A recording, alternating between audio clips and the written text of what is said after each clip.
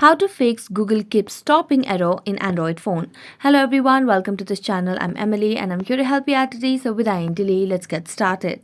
Now in order to fix Google Keep Stopping error in Android phone, first of all make sure you have stable Wi-Fi connection.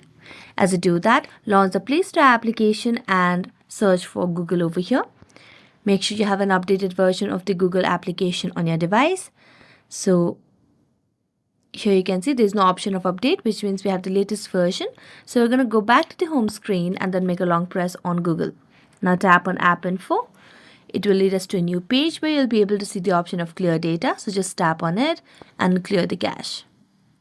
Next, go back and launch the settings application on your device and tap about phone. Make sure you have enough storage on your device, because when you lack storage in your device, then this error might pop up over here.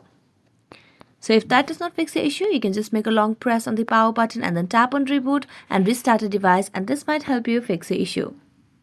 So thank you so much for watching this video. See you next time.